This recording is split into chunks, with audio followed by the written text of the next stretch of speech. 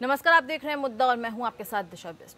रविवार को लॉकडाउन 3.0 की मियाद खत्म और सोमवार से लॉकडाउन 4.0 की शुरुआत हो जाएगी। लॉकडाउन 4.0 का संकेत प्रधानमंत्री नरेंद्र मोदी खुद देश की जनता के नाम संदेश में दे चुके हैं। साथ ही पीएम मोदी ने यह भी कहा है कि लॉकडाउन 4.0 का स्वरूप काफी बदला हुआ होगा। अब गृह मंत्रालय के नए दिशा निर्देशों का इंतजार है। माना जा रहा है कि लॉकडाउन 4.0 में लॉकडाउन जैसा बहुत कम रहेगा। तमाम राज्यों ने इसके बारे में अपने सुझाव केंद्र सरकार को भेजे हैं और प्रधानमंत्री नरेंद्र मोदी ने वीडियो कॉन्फ्रेंसिंग में चर्चा के दौरान राज्यों से कई अधिकार मांगे थे और समझा जा रहा है कि प्रधानमंत्री भी चाहते हैं कि राज्य अपने क्षेत्र में क्या खोलना है और क्या बंद करना है जैसे निर्णय खुद करें। देखिए रिपोर्ट।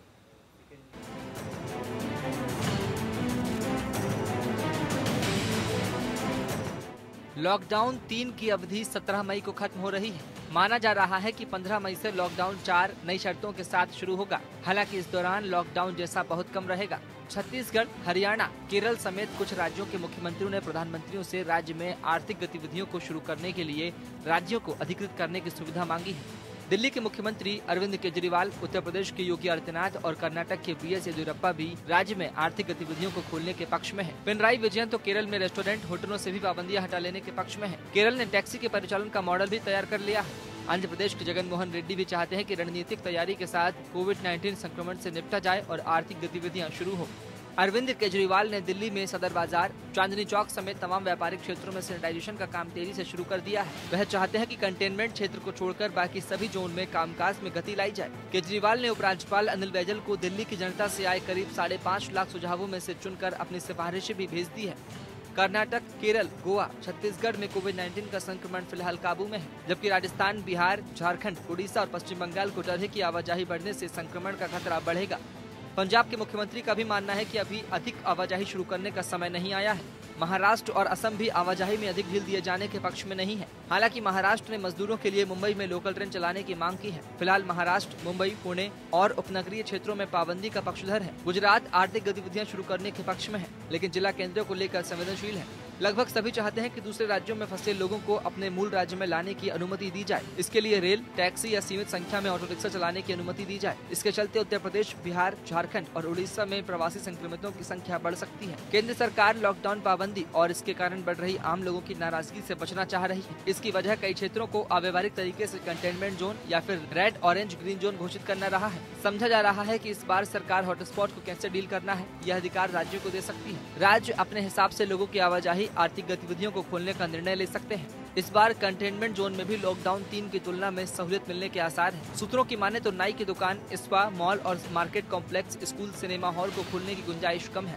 ऑटो टैक्सी परिवहन सेवा को शर्तों के साथ सीमित पैमाने पर खोला जा सकता है। रेस्टोरेंट केवल होम डिलीवरी सेवा के साथ ही चलने के आसार है। होटल व्यवसाय को भी इंतजार करना पड़ सकता है। किराना, दवाई, सब्जी, जनरल स्टोर, कॉपी किताब, बिजली या इलेक्ट्रॉनिक दुकानों के साथ साथ अब कपड़े, प्लास्टिक, गिफ्ट आइटम समेत अन्य को शर्तों के साथ खोलने की अनुमति मिल सकती है। इसके लिए ऑड इवन या फिर क्षेत्रवार जैसा कोई निर्णय हो सकता है। हवाई सेवा को शुरू करने के लिए नागरिक उड्डयन मंत्रालय तैयारी कर रहा है। एयर इंडिया ने फ्लाइट का शेड्यूल बनाना शुरू कर दिया है। रेलवे और मेट्रो रेल सेवा को धीरे धीरे तैयारी के साथ खोला जा सकता है। अंतर्राज्यीय बस सेवा को शुरू करने को लेकर केंद्रीय भूतल परिवहन मंत्रालय भी तैयार है, लेकिन अभी कोई अंतिम राय नहीं बन सकी है। लेकिन राज्य में जिला स्तर पर शर्तों के साथ बसें चल सकती है। देश की एमएसएमई से लेकर बड़ी औद्योगिक कंपनियों में कामकाज शुरू करने की योजना तैयार हो रही है। एमएसएमई समेत सबकी चिंता पब्लिक ट्रांसपोर्ट को लेकर है। इस क्षेत्र के लोगों का कहना है कि जब तक कामगारों की आवाजाही शुरू नहीं होगी, तब तक उत्पादन क्षेत्र में कामकाज मुश्किल है। यही चिंता उद्योग व्यापार मंडलों की भी है। इस चिंता को एमएसएमई मंत्रालय भी समझ रहा है। समझा जा रहा है कि लॉकडाउन 4 में इसे ध्यान में रखा जा सकता है। हालांकि इस दौरान बाजार में भीड़-भाड़ पर प्रतिबंध जारी रहेगा। 2 गज की दूरी, सैनिटाइजर या साबुन से हाथ धोना, मास्क या फिर गमछा, तौलिया का इस्तेमाल अनिवार्य शर्त रहेगी। सूत्रों का कहना है कि इसमें लापरवाही बरते जाने पर जुर्माने का प्रावधान किया जा सकता है। Bureau report. तो 17 मई को लॉकडाउन 3.0 खत्म हो जाएगा और लॉकडाउन 4.0 शुरू हो जाएगा। वहीं प्रधानमंत्री नरेंद्र मोदी ने ये संकेत दिया है कि जब 4.0 शुरू होगा तो उसके साथ कुछ नियमों में बदलाव होगा, कुछ ढील भी दी जाएगी। और चर्चा को शुरू करते हैं। हमारे साथ हमारे गेस्ट जुड़ चुके हैं। अजय अरोड़ा जी, आप नेता कांग्रेस हैं, आप हमारे साथ जुड़ चुके हैं, आपका बहुत बहुत स्वागत है। हमारे साथ डॉक्टर राहुल भार्गव जी जुड़ चुके हैं, कैंसर विशेषज्ञ हैं आप, फोर्टिस हॉस्पिटल से, आपका भी बहुत बहुत स्वागत है। हमारे साथ राजेश झा जी भी जुड़ चुके हैं, आप प्रवक्ता हैं बीजेपी के। सर, आपका ही बहुत बहुत स्वागत है। सबसे पहला सवाल राजेश झा जी, मैं आपसे ही लूंगी कि प्रधानमंत्री नरेंद्र मोदी ने 17 मई को लॉकडाउन 3 पूरा हो चुका है, वहीं जो लॉकडाउन 4 है वो 17 मई के बाद शुरू हो जाएगा, लेकिन जिसके बाद जनता चाहती है कि नियमों में क्या बदलाव होंगे, जनता ये जानना चाहती है। इसमें आप क्या कहेंगे कि क्या क्या चीजें खुल सकती है, क्या नियमों में बदलाव किया जा सकता है? राजेश झा जी।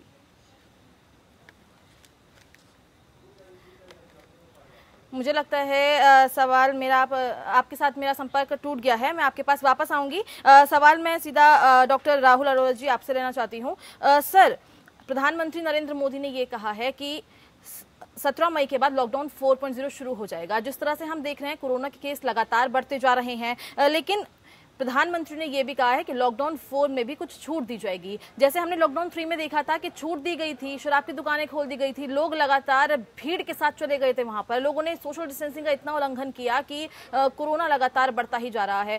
कैसा लगता है सर आपको, कैसे आप देखते हैं इसको कि लॉकडाउन 4.0 में कितनी छूट देनी चाहिए ताकि कोरोना अपने पैर ज्यादा ना पसार पाए?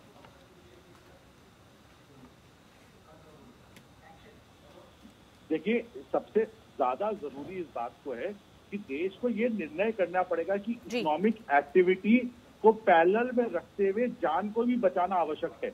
अगर हम देखें, यूएस में 80,000 लोगों की जान जा चुकी है और उनके प्रेसिडेंट जी को कोई फर्क नहीं पड़ता कि उन लोगों की जान चली गई, वो इकोनॉमिक के प्रति ज्यादा संवेदनशील है। उसी प्रकार से 2 चीजें हमारे को बहुत ज्यादा आवश्यक है। 50 दिनों में 55 दिनों में देश को ये बात तो समझ में आ गई है कि हमें कोविड के साथ रहना बहुत ज्यादा आवश्यक है, पर क्या अभी तक वो हमारे कैरेक्टर में, हमारे स्पाइनल लेवल पे, क्या हमारे चर्चा में आई है ये बात कि हमें सोशल डिस्टेंसिंग रखनी है और मास्क रखनी है? कि हम पिछले हफ्ते का अगर मजदूरों का पलायन देखें तो कहीं भी सोशल डिस्टेंसिंग नहीं रखी गई और उसकी धज्जियां उड़ गई, जबकि बिल्कुल क्लियर कट है, रिसर्च कहती है कि हमारे को 2 मीटर या 6 फीट दूर रहना है। 15 से 30 मिनट से ज्यादा किसी भी कोविड पेशेंट के साथ में आपका संपर्क आता है तो आपकी सीवियरिटी बढ़ जाती है और अभी भी 3.3% लोगों की मृत्यु का दर है। 80,000 लोगों में से 2,500 लोगों की मृत्यु हो चुकी है। तो क्या अगर हम जब लॉकडाउन खोलते हैं तो हमारे को ये भी देखना आवश्यक है कि कितनी सारी जानें जा सकती हैं। देखिए, हमारे पास वेंटिलेटर आ गए, हमारे पास अस्पताल आ गए, 1.3 बिलियन लोग, 135 करोड़ लोगों में अगर 3% लोग भी जाते हैं तो वो आंकड़ा बहुत बड़ा है, ये हमको जानना आवश्यक है। तो इसीलिए हमारे को दोनों को बैलेंस करके लोगों का पार्टिसिपेशन एक बार दोबारा चाहिए रहेगा, ताकि वो ये समझ पाए कि सोशल डिस्टेंसिंग, मास्क और हैंड हाइजीन, ये तीनों चीजें उनके चरित्र में उनको लाना सबसे ज्यादा आवश्यक। जी सर, बिल्कुल। मैं लौटूंगी आपके पास। सवाल मेरा अजय अरोड़ा जी आपसे है, क्योंकि कांग्रेस हमेशा से यही कहती आई है कि लॉकडाउन एकमात्र उपाय नहीं है कोरोना को रोकने का, और अब लॉकडाउन बढ़ रहा है, लॉकडाउन 4.0 शुरू हो रहा है और नए नियमों के साथ, इसको आप कैसे देखते हैं? दिशा जी, हमने इसलिए कहा था क्योंकि अभी तक 21,40,000 टेस्ट हुए भारतवर्ष में, 133 करोड़ की आबादी है। लॉकडाउन इसलिए जरूरी था ताकि हम तैयार हो जाएं, क्योंकि हमारी तैयारी नहीं थी, हम पे वेंटिलेटर नहीं थे, पीपीई किट्स नहीं थी। तो लेकिन अब जो स्थिति बढ़ती जा रही है, जहाँ मतलब चौथा लॉकडाउन शुरू होने जा रहा है, जिस प्रकार से सुनने में आ रहा है कि प्रधानमंत्री के आदेश देंगे। अभी मैंने डॉक्टर साहब को सुना, बिल्कुल हमें कोरोना के साथ रहते हुए जीना पड़ेगा जी। सोशल डिस्टेंसिंग मेंटेन करनी पड़ेगी, और भी जो प्रिकॉशंस हैं, चाहे मास्क हो, हैंड सैनिटाइजर हो, सोप्स हो, उन्हें हमें प्रयोग करना पड़ेगा, और अर्थव्यवस्था भी देखनी पड़ेगी। दिशा जी, बिल्कुल जैसे प्रधानमंत्री ने बोला जान है और जान भी है ना जी, तो जहां को भी देखना पड़ेगा।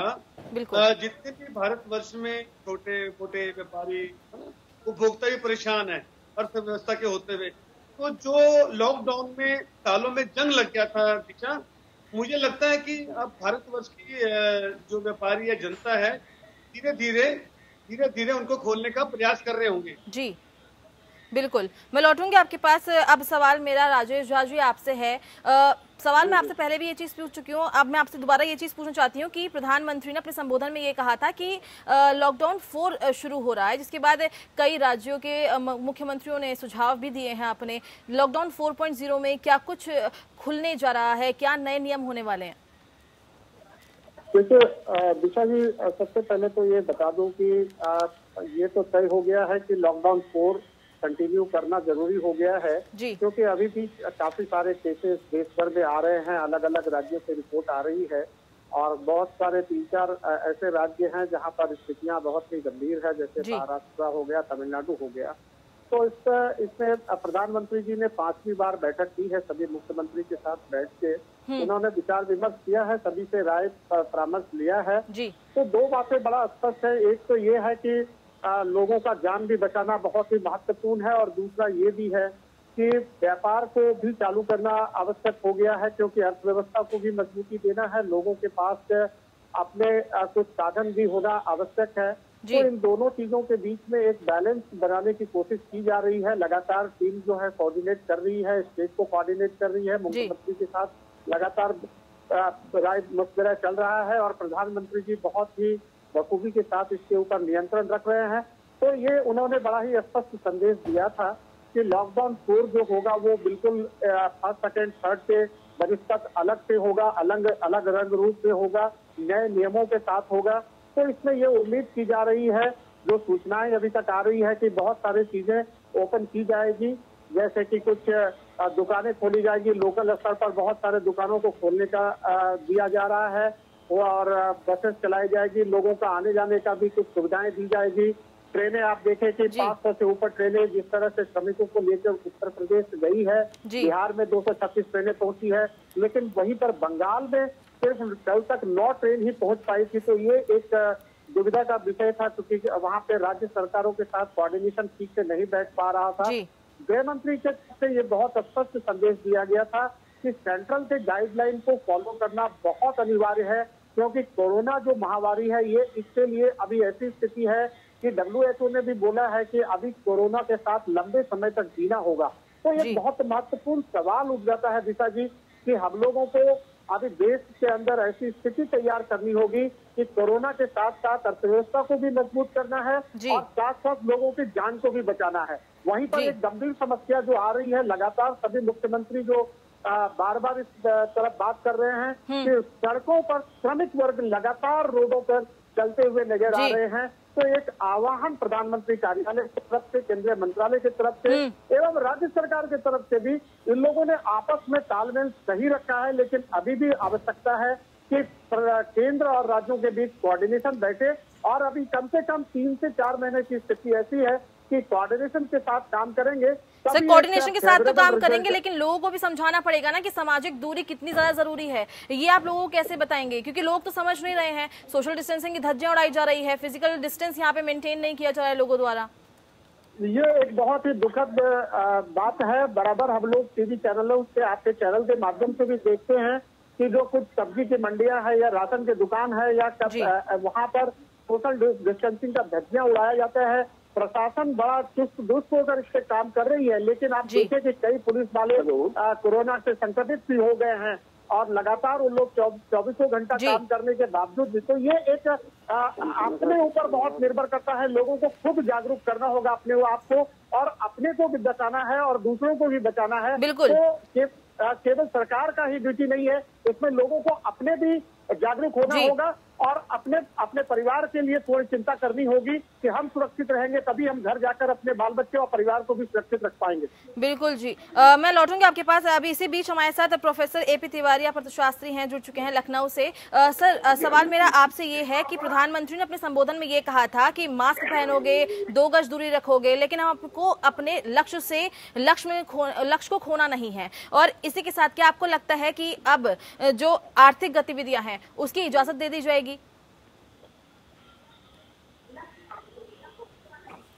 Professor AP Tiwari ji. Hello. हाँ जी, सवाल मेरा आपसे ये है कि प्रधानमंत्री ने जिस तरह बोला था हमें अपना लक्ष्य नहीं खोना है, मास्क पहनना है, तो क्या लगता है कि अब आर्थिक गतिविधियां वापस चालू की जाएगी? देखिए, अभी प्रतिबंधों के साथ ही आर्थिक गतिविधियां चालू करने का मैं समझता हूँ एक निर्णय होगा। पूरी तरह से अभी लॉकडाउन को लिफ्ट नहीं किया जाएगा। इसकी एक बड़ी वजह यह है कि अभी राज्यों में, विशेष रूप से अगर हम यूपी को ही ले लें, तो अन्य राज्यों से यहाँ पर प्रवासी मजदूर बड़े पैमाने पर वापस हो रहे हैं और इस बात की संभावना ज्यादा है कि जब वो अपने मूल पर वापस आएंगे तो संक्रमित होकर अगर पहुंच रहे हैं तो संक्रमण के बढ़ने का खतरा है। बावजूद इसके कि सारे उपाय कर लिए गए हैं, उनको क्वारंटाइन करना, उनकी जांच करना, लेकिन एक जो प्रोबेबिलिटी है, एक संभावना है, वो काफी ऊंची पड़ती है अगर वो अपने मूल स्थान पर पहुंचते हैं प्रवासी में। दूसरी बात ये कि अभी भी हॉट स्पॉट बने हुए हैं, रेड जोन्स बने हुए हैं। हाँ, ये है कि जैसे हम लखनऊ को ले लें तो ये उम्मीद जताई जा सकती है कि जो हॉट स्पॉट्स हैं, जो रेड जोन्स हैं, कहीं लखनऊ में ही कैपिटल सिटी है, तो वहाँ पर जो जैसे ग्रीन जोन्स, जहाँ पर इसका प्रभाव नहीं है या जहाँ प्रोबेबिलिटी बहुत कम है, कहेंगे वहाँ पर कुछ प्रतिबंधों के साथ कई अन्य तरह की जो कह सकते हैं अभी तक के जरूरी सेवाओं को, जरूरी चीजों को मुहैया कराया जा रहा था, जो गैर जरूरी कह सकते हैं चीजें हैं, उनकी भी व्यवस्था के लिए खोला जा सकता है। लेकिन ये मानना पड़ेगा कि अभी बड़े पैमाने पर हाईली रेस्ट्रिक्टेड कह सकते हैं व्यावसायिक क्रियाएं ही संचालित हो पाएंगी। बिल्कुल सर जी, मैं लौटूंगी आपके पास। तो सवाल मेरा डॉक्टर भार्गव जी आपसे है कि जैसे एक रिपोर्ट आई थी कि जून जुलाई में जो केसेस होंगे वो चरम पे होंगे, कुछ ज़्यादा ही बढ़ जाएंगे, और देखा जा रहा है कि लगातार केसेस बढ़ रहे हैं, और इसी बीच में अगर छूट दे दी जाती है तो क्या कोरोना के केसेस लगातार अब और ज़्यादा नहीं बढ़ेंगे, क्योंकि रैंडम चेकिंग तो हो नहीं रही है? दिशा जी, आपने बहुत सही बात कही। पहले हम देखते हैं कि जो कंट्रीज में से कोरोना चला गया था वो साउथ कोरिया थी, सिंगापुर था और वुहान था। तीनों ने जैसे जैसे खोला, वुहान में पिछले हफ्ते 25 से 30 केस आ गए। उन्होंने पूरे वुहान की पॉपुलेशन को बंद करके स्क्रीनिंग कर रहे हैं पिछले 3 दिन से, और आधी पॉपुलेशन को स्क्रीन कर दिया। उनकी अर्थव्यवस्था इतनी अच्छी है कि जिससे वो सारे लोगों को टेस्ट कर सकते हैं, जो हमारे पास शायद नहीं है। उनका एक वुहान डिस्ट्रिक्ट थी, हमारे में देश में पूरे देश में स्कैटर्ड है। दूसरी प्रॉब्लम हमारे साथ ये है, जैसे ही ये नंबर्स खुलेंगे, जैसे माइग्रेंट पॉपुलेशन कही है, ये 14 दिन के बाद पता चलेगा कि किस प्रकार के केसेस में स्पाइक आता है, और हमारे को पॉपुलेशन को इसके साथ जीना सीखना पड़ेगा, क्योंकि नंबर बढ़ेंगे, उसमें से मृत्यु भी होगी, ताकि बहुत सारे लोग जो सिक ज्यादा ना हो, इसीलिए ये सोशल डिस्टेंसिंग मेंटेन करना आवश्यक रहेगा। बिल्कुल सर, मैं लौटूंगी जी। आप कुछ कहना चाह रहे हैं सर? नहीं, पब्लिक को ये समझना पड़ेगा कि नंबर बढ़ेंगे। बिल्कुल बिल्कुल सर, नंबर तो बढ़ेंगे। बिल्कुल। अजय जी, आप कुछ कहना चाह रहे हैं? हाँ दिशा जी, जिस प्रकार डॉक्टर साहब ने बात रखी और तिवारी जी, मैं दोनों को क्लब कर रहा हूँ जी। दोनों ही आवश्यक हैं, सोशल डिस्टेंसिंग भी, और जिस तरह से तिवारी जी ने बात किया, व्यापार भी करना है। और जहाँ तक कंटेनमेंट जोन है, दिशा मैं चाहता हूँ कि सभी सरकारें जहाँ रेड जोन में कंटेनमेंट एरिया है वहाँ सख्ती अभी रहे, उसमें छूट ना दी जाए, क्योंकि ये तो तय है जीना तो कोरोना में ही है। अभी जब तक हमारी मेडिसिन नहीं आती, ऐसी अभी कोई दवाई आई नहीं। दूसरा, अभी डॉक्टर साहब ने, राहुल जी ने ये बात भी रखी, टेस्टिंग। दिशा में बार बार जब भी आपके साथ बैठा हूँ मैंने टेस्टिंग पे जोर दिया है। जब तक टेस्टिंग नहीं होगी, ट्रेसिंग, टेस्टिंग, ट्रीटमेंट, अभी जिस प्रकार डॉक्टर साहब ने रैंडम की बात की, मैंने पहले भी कहा था कि रैंडम टेस्ट जरूर हो। इतने बड़ी आबादी में 21,34,000 टेस्ट हुए नहीं, ये बहुत कम है। मेरा मानना है कि प्रधानमंत्री जी को ये निर्देश देना चाहिए, अपने स्टाफ को ऐसी तैयारी करनी चाहिए कि टेस्ट खूब से खूब हो। जितने टेस्ट होंगे उसी से। बिल्कुल सर, मैं आऊंगी आपके पास। डॉक्टर साहब, मैं आऊंगी आपके पास। हाँ जी, अजय अरोड़ा। प्रेसिडेंट ट्रम्प भी यही कह रहे हैं कि हमने बहुत अच्छी टेस्टिंग करी। देखिए 80,000 लोग मर गए, टेस्टिंग का मोर्टेलिटी से और नंबर पिकअप करने से कोई कोरिलेशन नहीं है। अगर 135 करोड़ की जनता में अगर मैं सबकी टेस्ट करूंगा तो मुझे 35 से 37 साल लगेंगे पूरी पॉपुलेशन को टेस्ट करने के लिए। तो आगे शब्द होना चाहिए टारगेटेड टेस्टिंग। टारगेटेड टेस्टिंग मतलब जो रेड जोन आता जाए या एक भी केस पकड़ता जाए उसके जोन 1 जोन 2 को वो टेस्ट करते रहे, यही एक तरीका रहेगा टारगेटेड टेस्टिंग करते हुए। डॉक्टर मैंने रैंडम की बात की, रैंडम हम रैंडम कर सकते हैं, रैंडम नहीं अजय जी, रैंडम की जरूरत नहीं पड़ेगी। रैंडम में कहा 230 डिस्ट्रिक्ट ऐसी हैं जिसमें एक भी कोरोना केस नहीं है, तो आप कैसे, जैसे गोवा में भी सडनली 8 केस आ गए, ये रैंडम फिनोमिना है। ये 5 महीने पुराना वायरस है जिसके बारे में हम बहुत ज्यादा नहीं जानते। देखिए सिंगापुर ने कहा कि हमने कोरोना को हरा दिया, उनकी जो चाल थी, धारावी जैसी जगहें थी, वहां पे कोरोना तो वापस आ गया। साउथ कोरिया ने कहा हमने हरा दिया, वहां वापस आ गया। वुहान ने 70 दिन के लॉकडाउन के बाद खोला, 35 केस आ गए खुलने के साथ ही। तो कोरोना के साथ अभी शोध बहुत सारी चाहिए। हमारे को जरूरत है टारगेटेड टेस्टिंग करने की, अपने को सतर्क रखने की और उससे ज्यादा लोगों को समझाने की। देखिए कोरिया में, सिंगापुर में, चाइना में जब आप एग्जाम्पल लेते हैं, वहां की पॉपुलेशन में ऑर्डर बहुत है, डिसिप्लिन बहुत है। हमारे को आप दोनों नेताओं से, कांग्रेस और बीजेपी से रिक्वेस्ट ये है एज अ डॉक्टर कि वो लोगों को, इन माइग्रेंट पॉपुलेशन को एजुकेट करे कि कितनी बड़ी प्रॉब्लम कोरोना बन सकती है। ये बिहार में, उत्तर प्रदेश में डिस्ट्रिक्ट लेवल पे हम किसी भी तरीके से वेंटिलेटर नहीं प्रोवाइड कर सकते इनको सर, कितना भी हम समृद्ध हो जाएं। तो आपको ये भी समझना जरूरी है कि हमारे को अपने चरित्र में लाने के लिए एक्स्ट्रा एफर्ट और मेहनत करनी पड़ेगी। तो हम दोनों को, सबको मिलके इन माइग्रेंट पॉपुलेशन और गरीब लोगों को समझाने की आवश्यकता है कि किस प्रकार से सोशल डिस्टेंसिंग का पालन किया जाए। ये education and knowledge is the need of the hour. बिल्कुल सर। अजय अरोड़ा जी। डॉक्टर मैं आपसे इत्तेफाक रखता हूँ जी, लेकिन जिस प्रकार से प्रवासी मजदूर लोग अपने शहरों में वापस जा रहे हैं तो बड़ी तादाद में जा रहे हैं और सोशल डिस्टेंसिंग की धज्जियां भी कहीं ना कहीं उड़ रही हैं।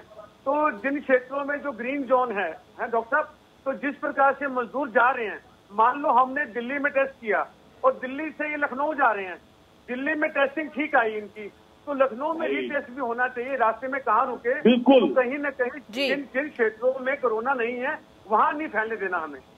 बिल्कुल बिल्कुल अजय अरोड़ा जी, आपने बिल्कुल सही बात कही कि इनका 2 बार टेस्ट होना चाहिए। अपने एरियाज में जाके इनको कंटेनमेंट जोन में रखना चाहिए।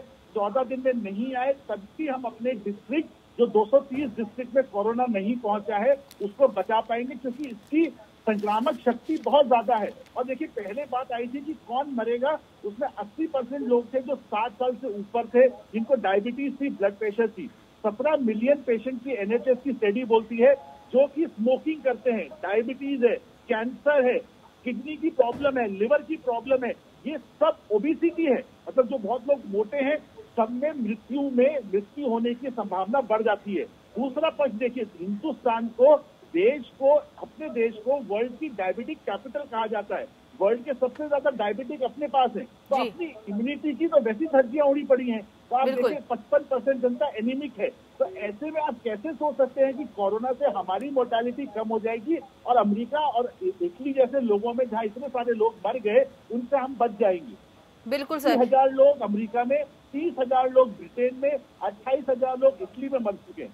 जी, तो टेस्टिंग की बात चल रही है। राजेश जी, आपके पास आना चाहूंगी मैं, और सवाल ये है कि जिस तरह से अजय अरोड़ा जी ने भी यही सवाल उठाया कि प्रवासी मजदूर जा रहे हैं, एक जगह से दूसरी जगह जा रहे हैं, टेस्टिंग उनकी एक जगह हो रही है, दूसरी जगह अगर वो पहुंच रहे हैं तो कोरोना उनके साथ उनके गांव भी पहुंच जा रहा है। और गांव में हम लोग यही चाहते थे कि ये कोरोना गांव ना पहुंचे, क्योंकि एक बार अगर ये फैल गया तो ये पूरे पैर अपने पसार लेगा। और इसी के साथ क्या किया जा रहा है केंद्र की तरफ से, ताकि जो गांव में पैर ना पसार पाए कोरोना अपने, और देश हमारा पूरा कोरोना की चपेट में ना आ पाए। राजेश जी।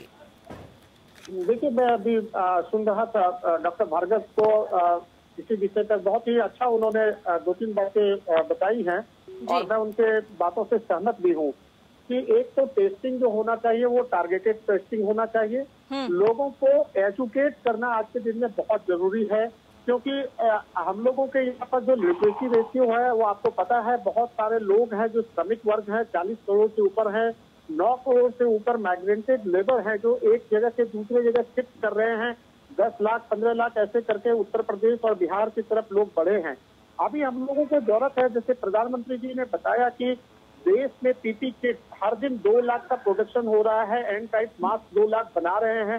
तो हम लोगों को उनको हिफाजत से रखना है और टारगेटेड टेस्टिंग करना जरूरी है। जो मजदूर हमारे एक जगह से दूसरे जगह जा रहे हैं, एक शहर से बॉम्बे, कलकत्ता, दिल्ली से वो बिहार, उत्तर प्रदेश, बंगाल और झारखंड की तरफ मूव कर रहे हैं, तो उनके टेस्टिंग के लिए पूरी समुचित व्यवस्था की गई है। प्रधानमंत्री जी लगातार 24 घंटे 24/7 मुख्यमंत्रियों के साथ संपर्क में है। उन्होंने बोला किसी भी समय आप डॉक्टर्स की टीम हो या जो भी जरूरत का चीजें हैं वो मुख्यमंत्री के साथ संपर्क किए। गांव को पहले बचाना है। उन्होंने बताया कि अभी अर्थव्यवस्था जब हम प्रारंभ करने जा रहे हैं तो ये जो एक्टिविटी होना है ये शहर में होना है, लेकिन जो लेबर मूव कर रहे हैं वो बड़े शहरों से वो गांव की तरफ मूव कर रहे हैं। उनकी टेस्टिंग जो है तो हर लेवल पर जहां वो जा रहे हैं, ये वहां के सरकार की, राज्य सरकार की जिम्मेदारी बनती है कि उनके प्रॉपर टेस्टिंग करें और उनको क्वारंटाइन में रखें। लेकिन बहुत सारे राज्यों में अभी उनको क्वारंटाइन नहीं किया जाएगा। जैसे कल ही मैं देख रहा था न्यूज में, कुछ लोग यहाँ से गए हैं गुजरात से और राजस्थान से बिहार, तो उनको बस से उतारकर बीच रास्ते में छोड़ दिया गया और वो फिर पैदल अपने गांव को जा रहे हैं। और उनसे जब प्रेस वाले ने इंटरव्यू किया तो बोले कि नहीं हम लोगों का कोई ना टेस्टिंग हुआ है ना क्वारंटाइन हुआ है। ऐसे 2-3 राज्यों से ऐसे रिपोर्ट आई है। जब बेहद ही खतरनाक है तो राज्य सरकार को इसके ऊपर उचित कार्रवाई समय पे करना चाहिए, क्योंकि अल्टीमेटली नुकसान जो है उसी राज्य का है। फिर उनको अगर गांव में इस तरह की समस्या अगर बढ़ती है तो संभालना बड़ा मुश्किल हो जाएगा। तो इसलिए प्रधानमंत्री जी का जो संदेश आया था 5वें मीटिंग में, जब उन्होंने सारे मुख्यमंत्री से किया था, तो उन्होंने बोला था कि गांव को संभालना अभी शहर से ज्यादा जरूरी है, क्योंकि शहर के पास हॉस्पिटल्स हैं, वेंटिलेटर्स है, सारे व्यवस्थाएं हैं, लोग जागरूक है, एनजीओ काम कर रहे हैं। लेकिन सर क्या सिर्फ राज्य सरकार की ही यहाँ पे जिम्मेदारी बनती है कि कोरोना के मरीजों को संभालना है? केंद्र सरकार की जिम्मेदारी नहीं बनती क्या? मैं बोल रहा हूँ कि क्योंकि आप पहले भी बोल चुके हैं कि राज्य और केंद्र सरकार साथ मिलकर काम नहीं कर रही है, उसके बाद भी फिर आप यही बात बोल रहे हैं कि राज्य सरकार को करना चाहिए। मैं बोल रहा हूँ कि केंद्र सरकार के कोऑर्डिनेशन में राज्य सरकार को काम करना होगा। सारे राजनीति को छोड़कर अभी सबसे पहले कोरोना से लड़ाई एक टीम वर्क की तरह लड़ना होगा। कुछ राज्य सरकारें अपने कार्य से विफल है। हमारे गृह मंत्री ने स्पष्ट रूप से उनको निर्देश दिया है कि आप केंद्र के गाइडलाइन को माने और राज्य सरकार अपने लेवल पे काम करे। और टारगेट टेस्टिंग होना भी जरूरी है, क्वारंटाइन भी रखना उनको जरूरी है। जो लेबर अभी शहरों से गांव की ओर जा रहे हैं वो एक खतरनाक विषय है, जहां पर थोड़ी सी चूक राज्य सरकार कर रही है। जी, आप सभी मेहमान हमारे साथ बने रहिए। मुझे एक छोटे से ब्रेक के लिए रुकना है, क्योंकि लगातार कोरोना के केसेस बढ़ते जा रहे हैं और इसी बीच प्रधानमंत्री नरेंद्र मोदी ने देश के संबोधन के बीच में ये कहा था कि लॉकडाउन 4.0 17 ब्रेक के बाद आपका स्वागत है। आप देख रहे हैं मुद्दा और हम चर्चा कर रहे हैं लॉकडाउन 4.0 की, जहां पे अर्थव्यवस्था को वापस पटरी पर लाने के लिए सरकार ने ये कहा है कि 4.0 में वो कुछ ढील के साथ 4.0 शुरू कर सकते हैं। सही मेहमान हमारे साथ जुड़े हुए हैं, सीधा रुख करती हूं मैं प्रोफेसर एपी तिवारी जी आपका। सर, अर्थव्यवस्था को पटरी पर लाने के लिए सरकार ने ये तो कह दिया है कि 4.0 में कुछ छूट दे दी जाएगी, लेकिन जो देश के में विकास की नींव रखते हैं, जो मजदूर हैं वो अपने घर पलायन कर रहे हैं, वो अपने घर वापस जा रहे हैं। जब वो और कुछ मजदूर तो ऐसे हैं कि वो रास्ते में ही अपनी जान गंवा दे रहे हैं। जब मजदूर ही चला जाएगा तो अर्थव्यवस्था को पटरी पर लाया कैसे जाएगा सर? देखिए, मैंने शुरू में ही इस बात को रखा कि महत्वपूर्ण यह है कि लोग स्वस्थ रहें, लोगों पर कोरोना का जो एक संक्रमण का इम्पैक्ट है वो मिनिमाइज किया जा सके, उसको न्यूट्रलाइज किया जा सके, क्योंकि किसी भी देश और अर्थव्यवस्था के जो वास्तविक संसाधन हैं वहाँ के लोग होते हैं। ऐसे लोग जो भावना प्रधान है, जो कुशल हैं, ये दोनों बात की कुशलता और भावनाएं दोनों हैं भारत के, कह सकते हैं, प्रवासी मजदूरों में वो योगदान देना चाहते हैं। इसीलिए तो वो अपने संकट में अपने मूल स्थान की तरफ वापस आ रहे हैं। ये एक तरह से राज्यों के लिए, खासतौर पर अगर हम यूपी का रेफरेंस लें तो यूपी के लिए एक मौका भी है कि वो जो केंद्र सरकार ने 20 करोड़ रुपए के बराबर के पैकेज को देने की घोषणा की है, वो रिस्क कर उत्तर प्रदेश में ही पहुंचेगा। और सबसे ज्यादा लगभग 15% तो एमएसएमई उत्तर प्रदेश में है। उत्तर प्रदेश की एक बड़ी महत्वाकांक्षी स्कीम पहले से ही चल रही है, एक जनपद एक उत्पाद, उसको इससे जोड़कर खेती सबसे प्रधान है।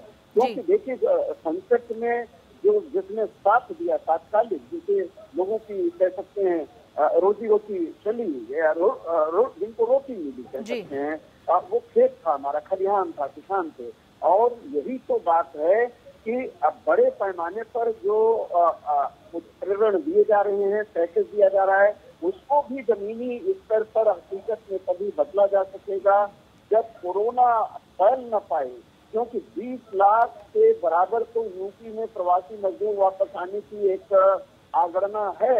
ऐसे में ये तय करना, ये सुनिश्चित करना कि वो संक्रमित नहीं है, अलग संक्रमित है, तो फिर उनके उपचार की बात, उनको आइसोलेट करना, उनको अलग रखना, जिससे अगर ऐसी स्थिति कहीं बनती है तो मैं समझता हूँ कि सबसे बड़ा काम ये है। और इसलिए प्रधानमंत्री ने भी राज्यों पर बहुत कुछ छोड़ा है।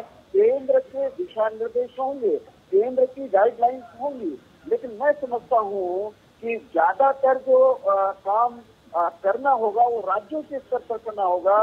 राज्यों के मुख्यमंत्रियों को अधिक संवेदनशीलता से काम करना पड़ेगा, जवाबदेह बनना पड़ेगा। उनको एक ऐसी पारदर्शी व्यवस्था को जमीनी स्तर पर हकीकत में बदलना पड़ेगा जिससे कोरोना से संक्रमण कम से कम हो। मैं ये कह रहा हूँ कि मिनिमाइज किया जा सके उसके दुष्प्रभाव को। अन्यथा अगर कहीं ग्रामीण अर्थव्यवस्था में इसने अपने पैर पसार लिए, जिसकी प्रोबेबिलिटी बनती है, कह सकते हैं संभावना बनती है, उसको चेक करने की आवश्यकता है, कंटेन करने की आवश्यकता है।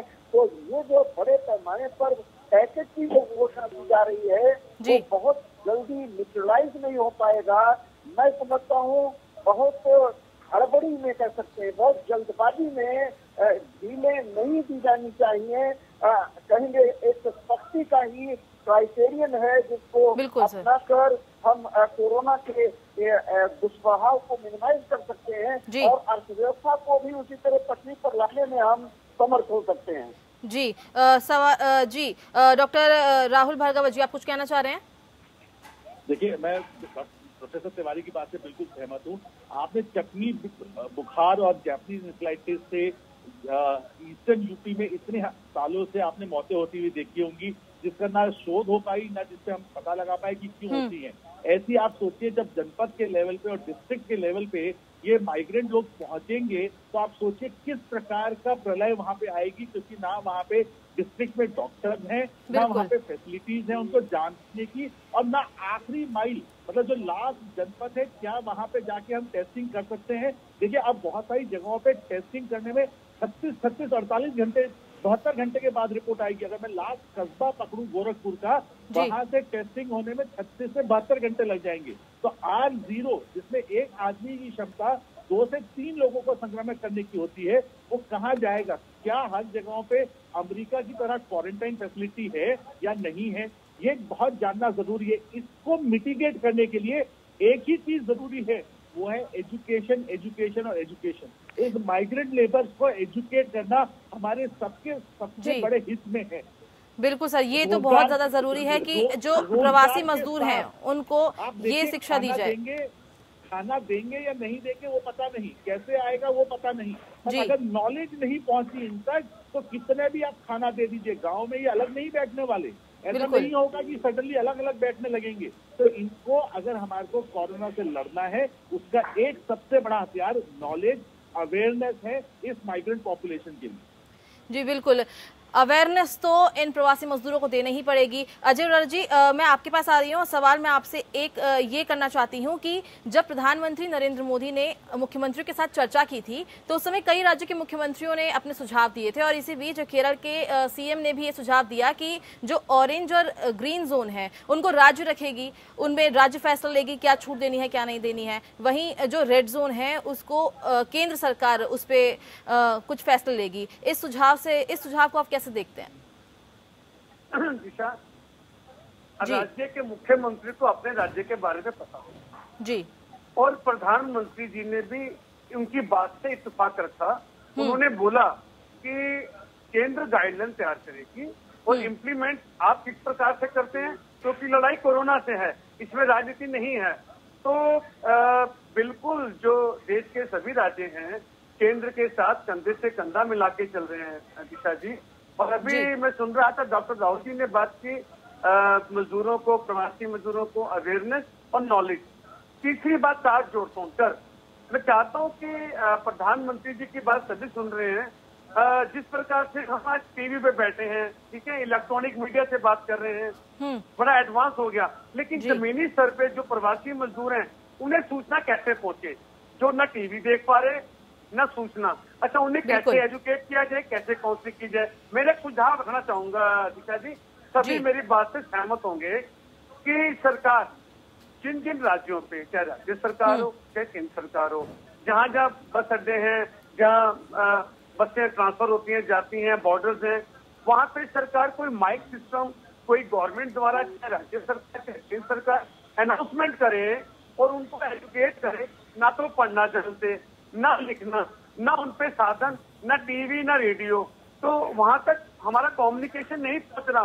प्रधानमंत्री संवाद तो करते हैं, लेकिन जिनके लिए हम संवाद करते हैं, प्रवासी मजदूरों, गरीबों, श्रमिकों, देश की रीढ़ की हड्डी, हम सभी लोग, सभी पार्टियां, सभी नेता, ये हम बात करते हैं कि देश के निर्माण में मजदूरों का योगदान है और ये हमारी रीढ़ की हड्डी है।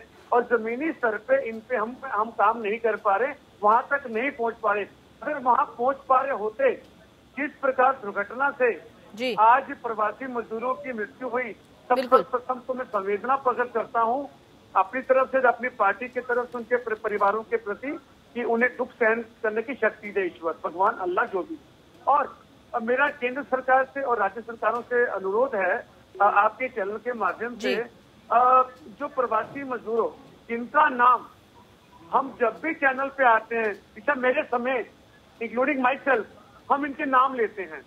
और जैसे डॉक्टर राहुल ने बोला कि वहां तक पहुंच नहीं पा रहे कि उनकी काउंसलिंग कैसे करें, ना वो टीवी देख रहे, तो उनकी काउंसलिंग के बारे में हमारे पे बड़े बड़े आईटी सेक्टर के स्टूडेंट्स हैं, नौजवान हैं, बुद्धिजीवी हैं, उनसे डिस्कस करें कि उन्हें कैसे एजुकेट किया जाए।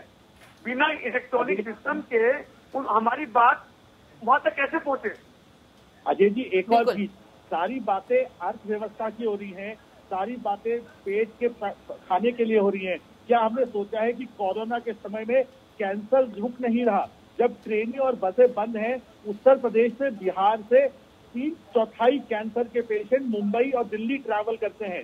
इस दौरान क्या एक बहुत बड़ी आपदा नहीं है कि कैंसर के मरीज जिनको इलाज की जरूरत थी उनको इलाज नहीं मिल पा रहा? तो हमारे को हेल्थ के बारे में भी विषय में सोचना पड़ेगा कि किस प्रकार से हेल्थ सुविधाओं को बढ़ाया जाए और किस प्रकार से इन मरीजों के लिए अस्पतालों में इलाज की व्यवस्था की जाए। क्योंकि कोरोना तो आपको भी हो सकता है, मुझे भी हो सकता है और कैंसर पेशेंट को भी हो सकता है। जब वो कैंसर पेशेंट कोरोना के साथ में लेके जाएगा, उसका इलाज कहाँ होगा? हमने प्रवासी मजदूर तो ले आए, जब ये बीमार होंगे होगा, किसी का इलाज चल रहा होगा, आप सोचिए कितनी बड़ी आपदा है कि कोरोना रहे या ना रहे, पर जो कैंसर जो ठीक हो सकता था, कोरोना के चक्कर में वो अंतिम स्टेज पे पहुंच के मृत्यु का कारण बनेगा।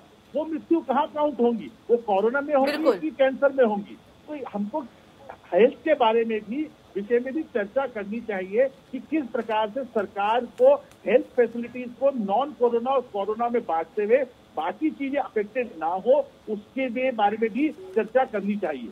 बिल्कुल। तो इसी सवाल के साथ मैं राजेश जी आपके पास आना चाहती हूँ कि कोरोना के केस तो लगातार बढ़ रहे हैं, कोरोना पे सब ध्यान दे रहे हैं। जैसे डॉक्टर राहुल भार्गव जी ने भी यही बोला कि जो दूसरे पेशेंट हैं, कैंसर के पेशेंट हैं, डायबिटीज के पेशेंट हैं या कोई भी पेशेंट है, उनका इलाज के लिए केंद्र सरकार की तरफ से क्या किया जा रहा है? देखिए, बहुत ही अच्छा सवाल किया है डॉक्टर भार्गव ने, और जो उन्होंने चिंता जताई है और निश्चित रूप से एक बहुत गंभीर विषय है और इसके ऊपर बहुत ही चिंता करने की विषय भी है। क्योंकि कोरोना तो अभी पिछले 3 महीने से आया है, अपना पैर पसारा और बहुत सारे लोगों को, विश्व के लिए, देश के लिए बहुत बड़ा संकट है। लेकिन उससे भी बड़ा संकट है कि हमारे देश में कैंसर के भी बहुत बड़े स्तर पर पेशेंट होते हैं, HIV के पेशेंट होते हैं, TB के मरीज होते हैं, बड़े गंभीर सब बीमारियां हैं। चमकी बुखार बिहार में होते हैं, उसमें भी बहुत सारे बच्चों की जान पिछले साल चली गई थी। तो ऐसे बहुत सारी चीजें हैं।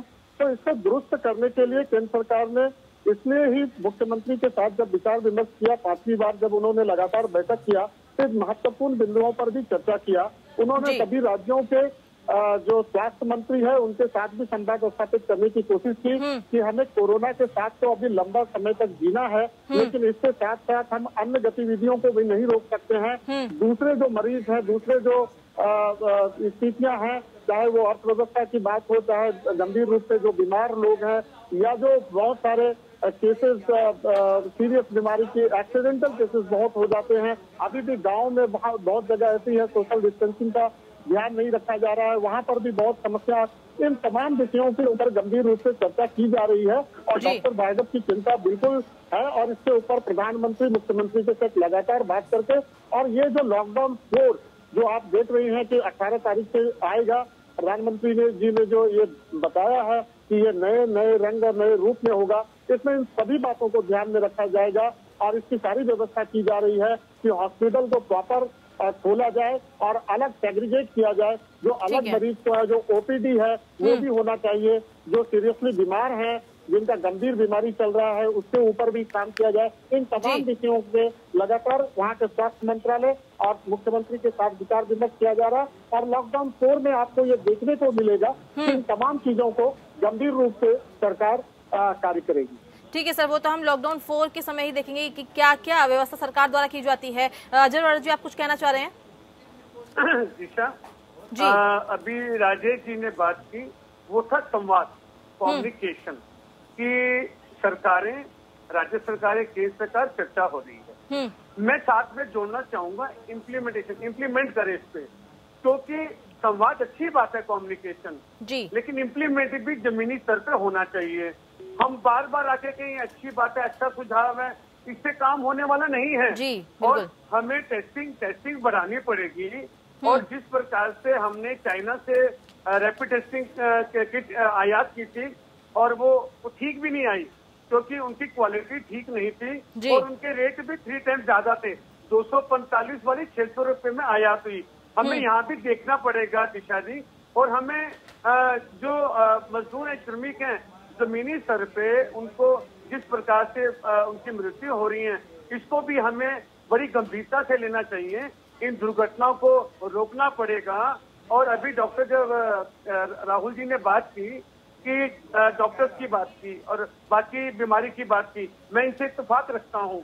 दिशा, आपको याद होगा जब पिछली बार आप और हम बैठे थे तो मैंने कहा था इस बात को कि जो प्राइवेट डॉक्टर्स हैं इलाकों के, क्षेत्र के, ग्रामीण के, उन्होंने अपने क्लिनिक बंद कर दिए थे और मैंने आपके चैनल के माध्यम से अपील की थी कि वो अपने क्लिनिक खोलें। क्या होता है कि जो कोरोना के पेशेंट नहीं है उनको बहुत दिक्कत आ रही थी, किससे बात करें वो, तो अच्छा वो परेशानी का बड़ा था। लेकिन कई राज्य सरकारों ने उन्हें कह के खुलवाया भी है, और जिन राज्यों ने खुलवाया उनको मैं साधुवाद भी देता हूँ। और जिन राज्यों ग्रामीण क्षेत्रों में वो डॉक्टर नहीं बैठ रहे, उनसे नम्र निवेदन हाथ जोड़कर कृपया करके आप अपने क्लिनिक पे आए, अपने औषधालय पे आए, और जो बाकी मरीज हैं कोरोना के अलावा उनको जरूर देखें। जी बिल्कुल, मैं लौटूंगी आपके पास।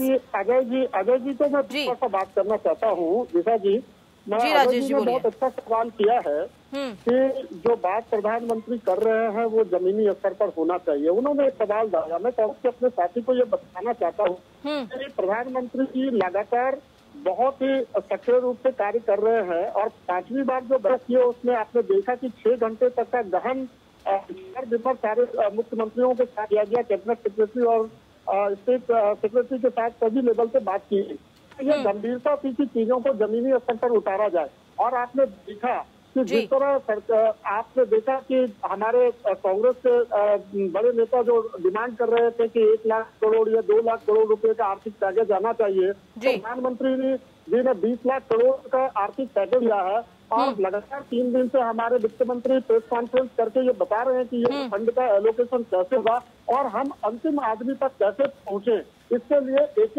कार्य करने की कोशिश की जा रही है। तो पहली बात। दूसरी बात ये है कि अगर गंभीरता नहीं होता, जमीन स्तर पर काम करने की इनकी मंशा नहीं होती, तो 5वें बार क्यों मुख्यमंत्री सारे आते?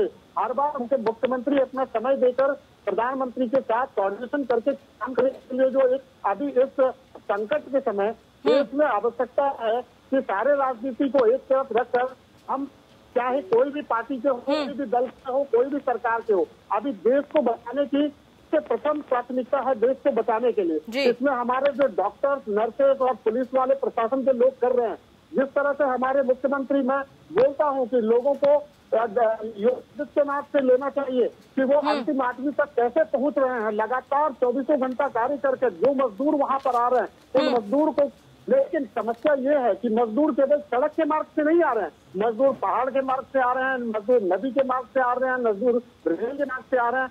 तो थोड़ी 135 करोड़ की आबादी है, हम लोगों का देश एक बहुत ही विशाल देश है, तो समस्या ज्यादा है। लेकिन तमाम समस्या के रहने के बावजूद भी हम विकसित देशों के बनस्पत आज बहुत ही बेहतर स्थिति में है। और सभी राज्य सरकार को भी धन्यवाद देना चाहता हूँ, केंद्र सरकार को, कि ये मिलकर इसका काम कर रहे हैं। और हमारे जो वॉरियर्स हैं, कोरोना वॉरियर्स, जो डॉक्टर्स हैं, जो नर्सेस हैं, जो पुलिस वाले, जो प्रशासन के लोग हैं, उन्होंने अपने जान का परवाह किए बिना लोगों का इलाज और लोगों से जान बचाने के लिए ये कार्य कर रहे हैं। सभी को धन्यवाद जी। राजेश जी, मजदूरों की आप बात कर रहे हैं, मजदूर अपने घर पलायन कर रहे हैं, लेकिन कई मजदूर ऐसे हैं कि कोरोना से वो संक्रमित होकर नहीं मर रहे हैं, उनकी मौत तो बीच रास्ते में ही अपने घर जाने के बीच में हो जा रही है। उनके लिए क्या किया जा रहा है सर? देखिए, मैंने आपको बताया कि मजदूरों, एक्चुअल में क्या है कि भारत एक बृहद देश है, बहुत बड़ा देश है, 135 करोड़ की आबादी है, और इसमें आपको 40 करोड़ ऐसे ऑर्गेनाइज्ड और अनऑर्गेनाइज सेक्टर में लेबर हमारे श्रमिक बने हुए हैं।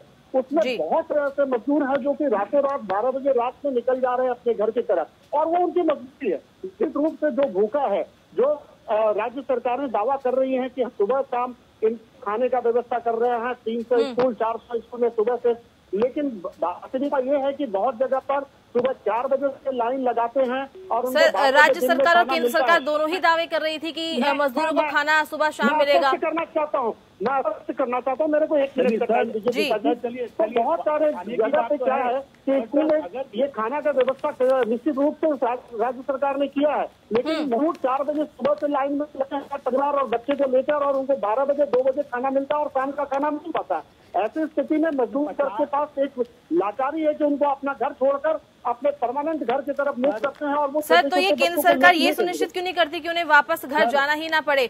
जब यहाँ पे जब फैक्ट्रियां खुल जाती है तब मजदूरों को रोकने की बात की जाती है। राज्य सरकार की तरफ से, दिशा जी, केंद्र सरकार की तरफ से, राज्य सरकार की तरफ से, पुलिस प्रशासन की तरफ से भी कोशिश किया जा रहा है, लगातार इनके ऊपर कार्रवाई की जा रही है कि जो जहाँ है वो वहीं रुके। लेकिन बावजूद, क्योंकि देश बहुत बड़ा है, इनकी संख्या बहुत बड़ी है, और समस्या मैं आऊंगी आपके पास।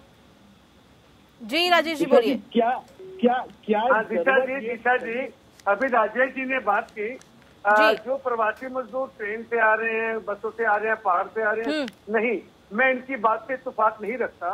वो डर के आ रहे हैं, उनके जो मन में, उनके मानस में जो डर है, वो डॉक्टर साहब समझ सकते हैं कि मनोवैज्ञानिक समझ सकते हैं, मनोचिकित्सक, वो डर के आ रहे हैं। बिल्कुल रास्ता नहीं। आप यकीन मानिए, कल एक दिशा महिला ने एक पुत्री को जन्म दिया, जन्म देने के उपरांत पैदल चली और उसकी पुत्री की भी मृत्यु हो गई और महिला की भी हो गई। तो वो डर है, डर वो कोरोना से डर तो है। अजय जी, मैं अपने कांग्रेस के साथी को बताना चाहूंगा कि डर से भी आ रहे हैं, डर से भी आ रहे हैं, भूख से भी आ रहे हैं, राजेश जी, मैं वही कह रहा हूँ सर। वही चीज हम चर्चा में यही कर रहे थे कि अवेयरनेस होनी चाहिए लोगों को। मैं दिशा जी, मैं 1 सेकंड में राजेश जी, मेरा यही आपसे अपील है कि प्रधानमंत्री जी किसी माध्यम से भी, जैसे मन की बात करते हैं मीडिया पे, टेलीविजन, रेडियो पे, जो प्रवासी मजदूर सड़कों पे चल रहे हैं, वहाँ मन की बात डाल के उनका डर दूर करें, उनका मनोबल बढ़ाएं। देखिए अजय जी, आप केवल प्रधानमंत्री की बात नहीं करिए, मैं बार बार बोल रहा हूँ कि राजनीति को इसमें इन्वॉल्व नहीं करिए। आपके पंजाब से भी आ रहे हैं, वहाँ पर कांग्रेस की सरकार है, आपके दिल्ली से जा रहे हैं वहाँ पर भी सर राजेश झा जी, राजेश झा जी, ये कोरोना महामारी है, ये सिर्फ देश में नहीं है पूरे विश्व में है, और यहाँ पे केंद्र और राज्य सरकार दोनों को ही साथ में काम करना पड़ेगा सर। काम करेंगे तो आगे उनको एजुकेट करने की जरूरत है, उनको शिक्षित करने की आवश्यकता है। अपने पे ना राजेश झा जी, अजय अरोड़ा जी, मैं आपके पास लौटूंगी क्योंकि समय कम है मेरे को। मुझे सवाल मेरा डॉक्टर राहुल जी आपसे है कि लगातार जो मजदूर हैं वो डर के मारे जा रहे हैं, पलायन कर रहे हैं, उनका डर रोकने के लिए एकमात्र उपाय है उनको अवेयरनेस करना। देखिए, आपकी बात बिल्कुल सही है, वो पलायन की बात ठीक है कि चलो पलायन तो हो गया जी, क्या अभी भी वो सोशल डिस्टेंसिंग जानते हैं? क्या देश में जब शराब की दुकानें खुली, वो दिल्ली हो या गुड़गांव हो या मुंबई हो, क्या लोग रुके? तो ये एक जनरल फिनोमिना है, ये सिर्फ पलायन के माइग्रेंट्स नहीं है, ये पढ़े लिखे लोग भी वही है जिनको ये समझ में नहीं आ पा रहा कि सोशल डिस्टेंसिंग, मास्क और हैंड सैनिटाइजेशन कितना जरूरी है। तो भले ही वो कांग्रेस हो या बीजेपी हो, दोनों को मिलकर देश के नागरिकों को समझाना पढ़ाना बहुत ज्यादा आवश्यक है। जो हो गया उससे मिट्टी डालिए, आगे ये केसेस ना बढ़े, उसके लिए अगर सिर्फ सोशल डिस्टेंसिंग और मास्क ही रखेंगे तो 90% आपकी परेशानी कम हो जाएगी। क्या गांव में जाके अलग से बैठेंगे? चलिए पलायन हो गया, जिस ट्रेन में जा रहे थे क्या उनको बताया गया कि कैसे आपको हाथ धोने हैं, कैसे आपको अलग रहना है, कैसे गांव में एक दूसरे के चौपाल पे नहीं बैठना है, स्मोकिंग नहीं करनी है, हुक्का नहीं पीना है? हम क्या कर रहे हैं? आप देखिए, जब मृत्यु बढ़ेगी तो आपस में आप दोनों फिर लड़ रहे होंगे इसी बात को लेके जो किसकी वजह से लोग मरे। जी, जो पलायन करने वाले मजदूर हैं उनको रोजी रोटी का भी संकट हो रहा है सर।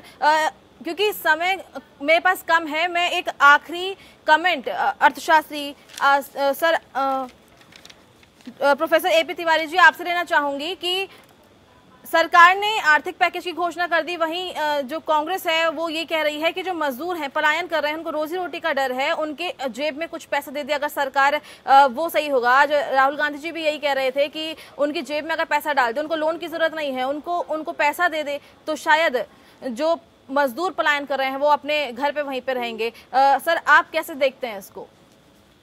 मैं किसी एक व्यक्ति विशेष के विचार को न लेते हुए ये कह सकता हूँ कि कोरोना संकट के बाद का जो राजकोषीय परिदृश्य, जो फिस्कल एक सिनेरियो उभरा है, उसमें केंद्र सरकार की वित्तीय स्थिति बहुत नाजुक है।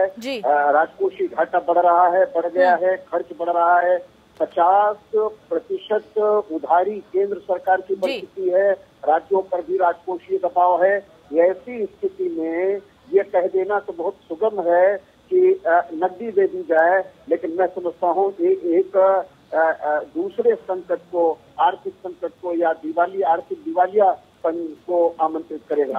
जहाँ तक कैपेसिटी बिल्डिंग की बात है, जो सरकारी केंद्र और राज्य सरकारें इस बात पर काम कर रही है, खासतौर पर उत्तर प्रदेश का बड़ा प्राथमिकता है इस बात पर कि कैपेसिटी को बिल्ड किया जाए, क्षमतावर्धन किया जाए, लोगों के पास हुनर है, वो उत्पादनशील हैं, उन्हें उत्पादक क्रियाओं में लगाया जाए, जिससे प्रदेश की आय बढ़ेगी तो राजकोष में भी आमदनी बढ़ेगी, सरकार का राजस्व बढ़ेगा। यही केंद्र सरकार के लिए भी है। तो मेरा ऐसा मानना है सर वक्त की कमी है, व्यवस्था है, तात्कालिक व्यवस्था में उनको वक्त की कमी है, अनाज दिया जा रहा है, भोजन दिया जा रहा है। हाँ, ये जरूर है कि भयाक्रांत होकर वो जो अपने स्थान से भाग रहे हैं पलायित होकर मूल की तरफ, उसको नियंत्रित करना, उसको प्रबंधित करना, उसको और बेहतर तरीके से उससे काम करना ये जरूरी है। जी सर, बिल्कुल। डॉक्टर राहुल जी, वक्त की कमी है, 10 सेकंड में अपनी बात रख दीजिए please. Package social distancing mandatory बना पाएगा, इसको हमें जानना आवश्यक है। क्या सोशल डिस्टेंसिंग, मास्क पहनना मैंडेटरी कर पाएगा, हैंड हाइजीन मैंडेटरी कर पाएगा? क्योंकि आर्थिक पैकेज से कोरोना नहीं मरेगा, कोरोना मरेगा इन्हीं 3 चीजों से। बिल्कुल, आप सही मेहमानों का बहुत बहुत शुक्रिया हमारे साथ इस चर्चा में शामिल होने के लिए। सर वक्त की कमी है और आज हमारा यही मुद्दा था, यही हमने चर्चा की कि लॉकडाउन 4.0 17 मई के बाद शुरू होने वाला है। उसके बाद सरकार द्वारा, केंद्र सरकार द्वारा जो ये कहा गया है कि 4.0 में कुछ ढील दी जाएगी, वो क्या ढील होंगी और जो भी लोग हैं उनको ढील के साथ साथ जो अन्य नियम हैं उनको भी पालन करना होगा। और मुद्दा में बस इतना ही। खबरें लगातार जारी है। नमस्कार।